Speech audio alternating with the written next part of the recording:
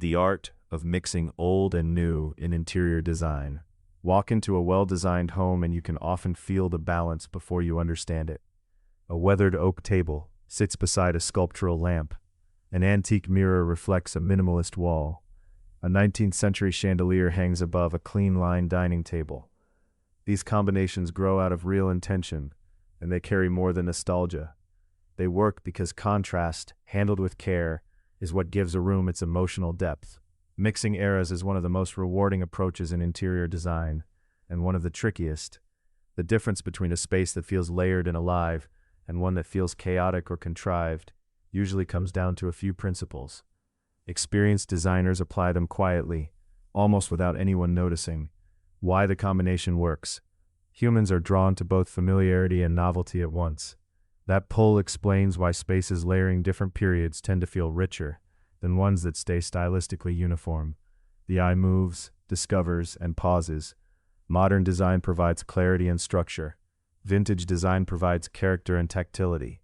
An antique desk in a minimalist room anchors the space in something human and made by hand, a quality no contemporary equivalent quite replicates.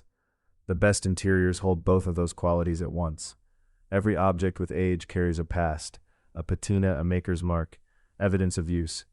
Combine eras well and a room begins telling a story through that tension between clean-lined architecture and older craftsmanship. That tension is where the story finds its texture. How to build the composition. The most reliable starting point is a single strong anchor piece, either modern or antique, with everything else in the room orienting around it. A vintage Persian rug under a contemporary sectional works because the warm traditional pattern grounds the modern seating without competing with it. A sculptural contemporary fixture over a reclaimed table works because one material provides drama and the other provides weight. An antique dresser fitted with modern hardware closes the gap between periods with a single quiet detail. Each pairing creates contrast, and contrast is what creates interest. Tonal cohesion is what keeps that contrast from becoming noise. Say a vintage piece carries a deep walnut patina.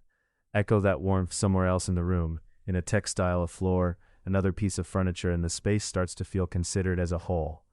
Repetition does most of this work quietly.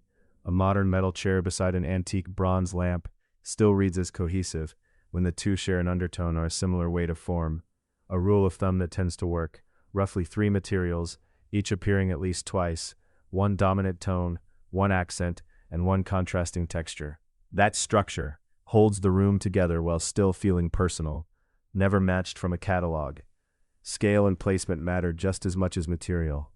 Large modern furniture calls for smaller vintage accents to provide counterbalance. Ornate historic architecture can absorb bold sculptural modern shapes while keeping its own character intact. The goal is rhythm. A room should feel choreographed, built with a sequence and a pace, the way a piece of music is built. The role of architecture. In spaces that blend styles, the architecture functions as the frame holding the conversation between periods together. Neutral walls, simple flooring, and clean lines give both vintage and modern pieces room to be seen on their own terms. At Hoppler Design and Build, this gets described sometimes as architectural silence, a calm, restrained shell that lets furniture and art do the talking.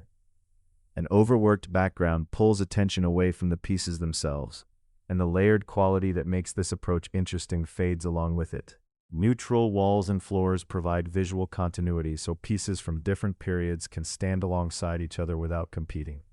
Consistent background finishes, plaster, wood, stone, reduce visual noise and create a coherent ground for varied styles to occupy. Architectural details such as moldings, paneling, or clean-lined millwork help bridge historical character with contemporary forms. Balanced proportions keep statement pieces feeling intentional. A restrained background makes each piece, antique or modern, feel curated and deliberate. Where do you start if you want to mix eras without the result feeling chaotic? Start with the base rather than the accents. A neutral, cohesive foundation of walls, floors, and cabinetry gives the room structure before any contrasting pieces enter.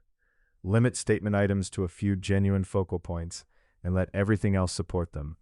Repeat materials, colors, or shapes across the room to build rhythm and coherence. Pair one expressive element with simpler counterparts, a vintage chair with a modern table, or the reverse, and edit carefully.